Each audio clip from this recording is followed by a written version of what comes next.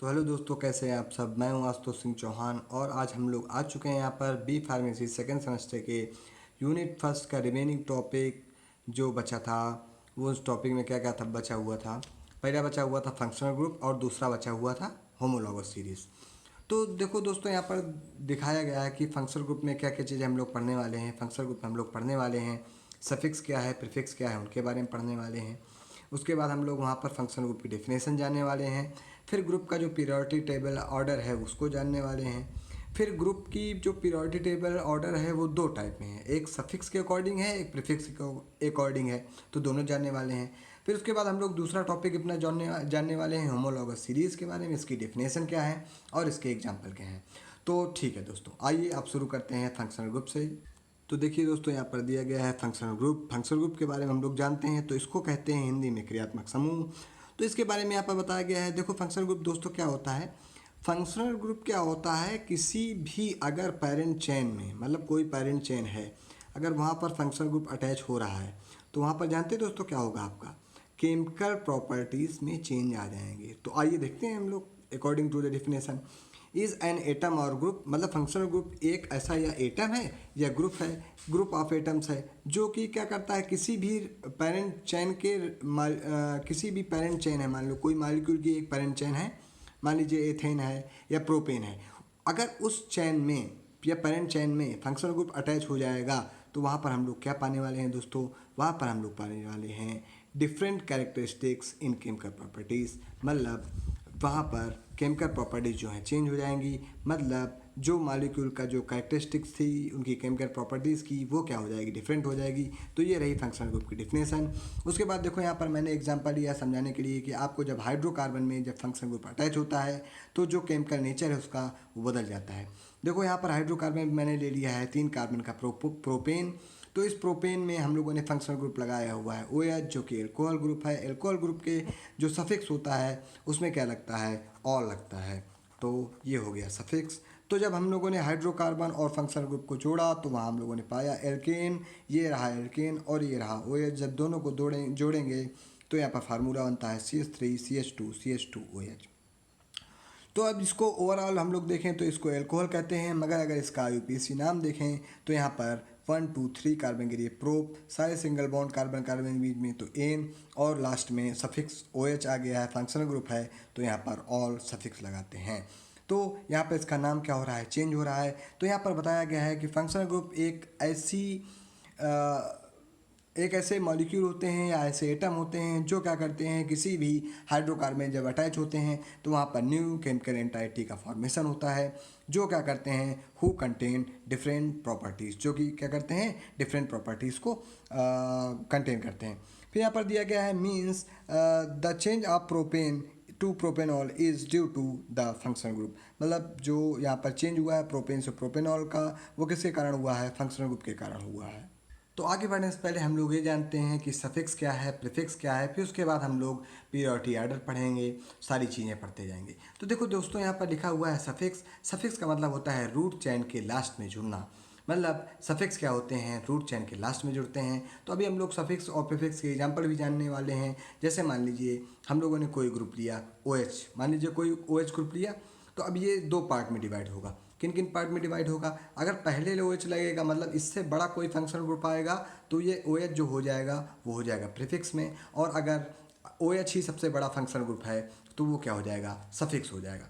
अगर OH से बड़ा कोई फंक्शनल ग्रुप आएगा तो जो OH है वो प्रीफिक्स में हाइड्रोक्सी की तरीके चला जाएगा, हाइड्रोक्सी की तरीके से वर्क करेगा। और अगर जब सफिक्स है मतलब OH सबसे बड़ा है तो OH वहाँ पर ऑल के रूप में वर्क करेगा। प्रीफिक्स मतलब होता है प्री मतलब पहले, और फिक्स मतलब एडिशन। तो मतलब जहाँ पर किसी भी पेरेंट चेन में पहले एडिशन किया जाएगा OH का किसी बड़े फंक्शनल ग्रुप के आने के कारण, तो उसको हम लोग प्रीफिक्स कहेंगे। अगर OH ही बड़ा फंक्शनल ग्रुप है तो वहाँ पर हम लोग उसको सफिक्स मानेंगे और वहाँ पर हम लोग ऑल का यूज़ करेंगे। तो देखिए यहाँ पर हमने प्रीफिक्स के बारे में भी बताया। प्री मतलब पहले होता है यानी बिफोर, और फिक्स मतलब फिक्स या ऐड या जोड़ना। तो ये हम लोग कहाँ पर प्रीफिक्स जोड़ेंगे, प्रीफिक्स जो है वो चैन के आगे हम लोग जोड़ेंगे। देखिए मैंने यहाँ पर एक एग्जांपल लिया हुआ है CH3CH2CH2 डबल बॉन्ड CH2। तो देखो दोस्तों, अगर हम लोग यहाँ पर भी देखें तो ये ब्रोमीन, अगर एक प्रकार से देखें तो हम लोग क्लोरोमेथेन के नाम से जानते थे, पहले पढ़े हैं। तो चलिए अच्छा उस एग्जाम्पल को हटाते हैं। यहाँ पर हम लोग लगा देते हैं, मान लीजिए, चलो मान लो इसको एक फंक्शन ग्रुप मान लेते हैं और इसको दूसरा फंक्शन ग्रुप मान लेते हैं, ठीक है। तो ये फंक्शन ग्रुप है जो हम लोग इसको मानते हैं, ये साइड फंक्शन ग्रुप हो गया, मतलब ब्रोमीन कैसा है, छोटा फंक्शन ग्रुप है। और यहाँ पर जो डबल बॉन्ड है ये एक अलग फंक्शन ग्रुप है, और इसको हम लोगों ने यहाँ पर मेन फंक्शन ग्रुप माना है। तो जो साइड फंक्शनल ग्रुप हो जाएगा वो कैसा हो जाएगा, प्रीफिक्स के तरीके वर्क करेगा, मतलब वो अब पहले यूज़ किया जाएगा। उसके बाद जो ये डबल बॉन्ड आ गया है तो मतलब इसका हम लोग ये मेन फंक्शन ग्रुप के तरीके यूज़ कर रहे हैं, तो इसको हम लोग सफिक्स के रूप में यूज़ करेंगे। अभी मैं इसका एग्जांपल आप लोगों को क्लियर कर दूंगा। अभी एग्जांपल अपने पास ये लिखा हुआ है, तो आइए दोस्तों हम लोग इस एग्जांपल से अपना कॉन्सेप्ट क्लियर कर रहे हैं सफिक्स का, प्रीफिक्स का। तो देखिए यहाँ पर 4 कार्बनिक चैन ली गई है, COOH, CH2, CH, CH3 और यहाँ पर फिर OH लगाया गया है। तो देखो अगर हम लोग पीरियोडिक ऑर्डर की बात करें तो पीरियोडिक ऑर्डर यहाँ पर दिया गया है। तो पीरियोडिक ऑर्डर यहाँ पर देख सकते हैं आप लोग, functional group periodic order table यहाँ पर दी गई है। तो यहाँ पर कार्बोक्सिलिक एसिड सबसे ऊपर दिया गया है और ये जो अपना OH है वो यहाँ पर नीचे दिया गया है। तो इसलिए यहाँ पर जो मेन फंक्शनल ग्रुप है वो कौन हो जाएगा, COOH हो जाएगा, और ये जो OH है ये फंक्शनल ग्रुप साइड हो जाएगा। तो जब ये साइड फंक्शनल ग्रुप हो जाएगा तो इसको हम लोग एज ए ब्रांच मानेंगे या एज ए सब्स्टिट्यूएंट के तौर पे यूज़ करेंगे। तो जब ये सब्स्टिट्यूएंट हो जाएगा तो ये कैसे यूज हो जाएगा, ये प्रीफिक्स के तरीके यूज होगा, और जो मेन फंक्शनल ग्रुप है उसको हम लोग सफिक्स के तरीके यूज करेंगे, मतलब लास्ट में जोड़ेंगे। तो आइए हम लोग इसका नॉमेनक्लेचर देख लेते हैं, कैसे इसका नॉमेनक्लेचर करते हैं। तो देखो सबसे पहले हम लोग क्या करेंगे, सबसे पहले हम लोग करेंगे पोजीशन मतलब, और नंबरिंग कहाँ शुरू करेंगे, तो जहाँ से मेन फंक्शनल ग्रुप मिलेगा दोस्तों वहीं से तो नंबरिंग शुरू करते हैं। तो नंबरिंग जो शुरू होगी अपनी COOH से शुरू होगी, क्योंकि COOH की जो पीरियोडिक ऑर्डर है फंक्शन ग्रुप का वो सबसे ज़्यादा है। तो फर्स्ट, सेकंड, थर्ड, फोर्थ, तो थर्ड नंबर पे क्या मिल रहा है हम लोगों को, OH मिल रहा है। तो हम लोग ये थर्ड पोजीशन हो गई।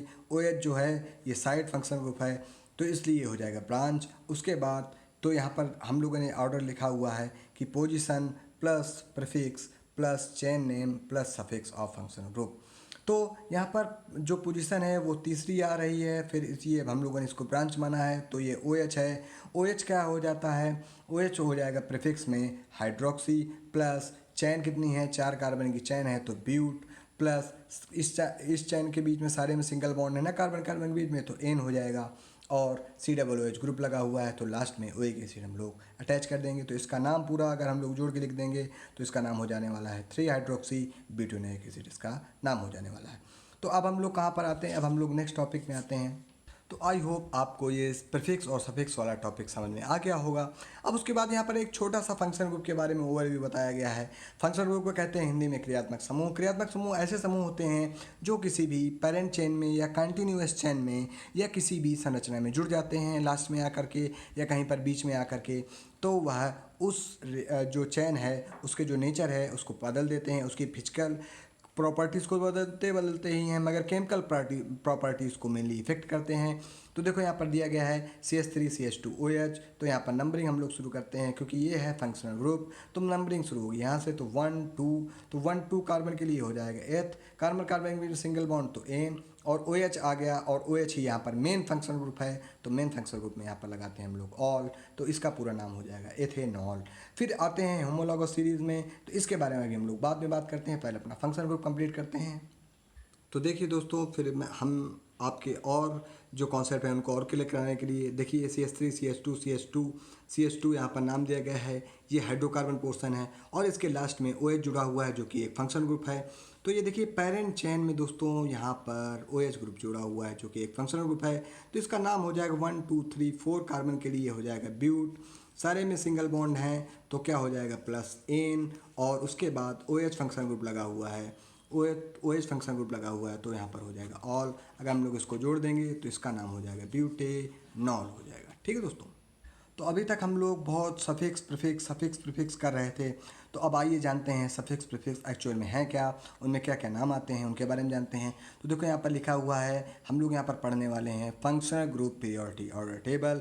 मतलब जो फंक्शनल ग्रुप का पीरियोडिक ऑर्डर टेबल है, मतलब पीरियोडिक ऑर्डर मतलब उनकी जो वैल्यू है वो किस हिसाब से है, सबसे बड़ा फंक्शनल ग्रुप कौन सा है, सबसे छोटा फंक्शनल ग्रुप कौन सा है, उन्हीं की पीरियोडिक ऑर्डर आज हम लोग पढ़ने वाले हैं।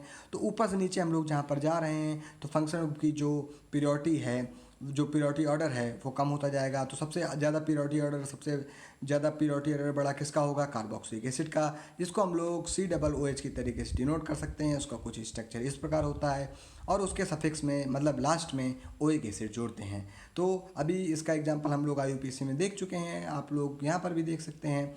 उसके बाद सल्फोनिक एसिड आता है कार्बोक्सिलिक एसिड के बाद में, उसका जो स्ट्रक्चर होता है वो SO3H के नाम से होता है। उसमें सल्फोनिक एसिड लास्ट में सफिक्स के रूप में जोड़ते हैं। उसके बाद आता है ईस्टर आते हैं, ईस्टर में COOR आ जाता है, जहाँ पर R एल्किल ग्रुप है, वहाँ पर लास्ट में OH जोड़ते हैं। उसके बाद यहाँ पर एसिड हैलाइड आ जा रहा है। एसिड हैलाइड का जो स्ट्रक्चर होता है COX होता है और इसमें सफिक्स ऑयल जोड़ते हैं। तो फिर एमाइड को देख सकते हैं, CONH2 आ जा रहा है, एमाइड जोड़ रहे हैं। नाइट्राइल में CN आ जा रहा है, नाइट्राइल जोड़ रहे हैं। और यहाँ पर एल्डिहाइड आ जा रहा है, CHO, उसके बाद उसमें अल जोड़ते हैं लास्ट में। एल्डिहाइड के बाद आता है पीरियोडिक ऑर्डर में कीटोन, कीटोन में C डबल बॉन्ड O होता है, इसको CO से भी डिनोट करते हैं, या RCOO, या सॉरी इसको हम लोग RCOR से भी डिनोट कर सकते हैं। तो यहाँ पर लास्ट में ओन जोड़ते हैं। उसके बाद आ रहा है एल्कोहल, तो एल्कोहल में ऑल जोड़ते हैं। फिर आता है एमाइन, एमाइन में एमाइन जोड़ते हैं। फिर ईथर, फिर एल्काइन, फिर एल्कीन, फिर एल्काइन आता है। तो इस हिसाब से ये रहा आपकी फंक्शनल ग्रुप की पीरियोडिक ऑर्डर। फंक्शनल ग्रुप का पीरियोडिक ऑर्डर आप लोगों को याद करना चाहिए, इससे बहुत सारे एग्जाम में क्वेश्चन आते हैं। तो इसमें 4-5 चीज़ें याद रखनी होती हैं। सबसे ज़्यादा कार्बोक्सिलिक एसिड के बारे में जानना होता है। फिर ईस्टर का जो पीरियोडिक ऑर्डर है वो कैसे है। फिर उसके बाद यहाँ पर एल्डिहाइड है और उसके बाद एल्कोहल है और कीटोन है। तो मेनली 1 2 3 4 5 मतलब 5 प्रकार के जो पीरियोडिक ऑर्डर हैं उनके बारे में हम लोगों को जानना चाहिए, ज़रूरी है, क्योंकि यही IUPAC में ज़्यादातर पूछे जाते हैं। तो ठीक है, आगे देखते हैं। तो अभी तक हम लोगों ने बात की थी सफिक्स की। सफिक्स मतलब जो लास्ट में लगते हैं चैन के। अब हम लोग बात करते हैं प्रीफिक्स में, क्योंकि फंक्शनल ग्रुप जब छोटा होगा अपने अन्य फंक्शनल ग्रुप से या सामने वाले फंक्शनल ग्रुप से, तो वह प्रीफिक्स के तरीके यूज़ किया जाएगा, उसको सब्स्टिट्यूएंट के तरीके यूज़ करेंगे। तो यहाँ पर एक्स हम लोगों ने एग्जांपल लिया है, एक्स होते हैं हैलाइड, हैलाइड को हम लोग लिखते हैं हेलो फॉर्म में। तो हेलो फॉर्म जब हो जाती है तो Br मतलब ब्रोमो और I मतलब आयोडो, ये प्रीफिक्स के तरीके यहाँ पर जुड़ते हैं। उसके बाद हम लोग देखते हैं आर है, आर यहाँ पर हो जाता है एल्किल ग्रुप के तरीके जोड़ते हैं। OR को एल्कॉक्सी जोड़ते हैं। अगर एल्कॉक्सी का हम लोग एग्जांपल देखें तो हम लोगों ने मेथॉक्सी मीथेन एक IUPAC में पढ़ा था। आप IUPAC को एक बार रिवाइज करेंगे तो आप लोगों को समझ में आ जाएगा क्या क्या दिक्कत हो रही हैं। तो जो आपको समझ में नहीं आ रहा वो वहाँ से कॉन्सेप्ट आप क्लियर हो जाएंगे।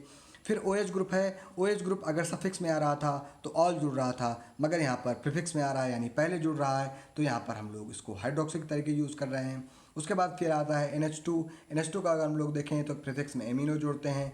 अगर फिर CO या CHO आ जाता है तो वहाँ पर ऑक्सो जोड़ते हैं हम लोग। उसके बाद फिर अगर NO2 आ जाए तो नाइट्रो जोड़ते हैं। तो कुछ ये प्रीफिक्स थे जो प्रीफिक्स यूज़ हो रहे थे फंक्शनल ग्रुप में, हम लोग उनके बारे में जान चुके हैं। तो अपना दोस्तों फंक्शनल ग्रुप हो रहा है ख़त्म। अब हम लोग पढ़ते हैं होमोलॉगस सीरीज़ के बारे में। तो दोस्तों होमोलॉगस सीरीज़ को हम लोग कहते हैं समजात श्रेणियाँ। समजात मतलब समान और जात मतलब एक ही परिवार की। तो होमो मतलब सेम, लॉगस मतलब फैमिली। तो सेम फैमिली की जो सीरीज़ होती है उसको ही हम लोग कहते हैं होमोलॉगस सीरीज़।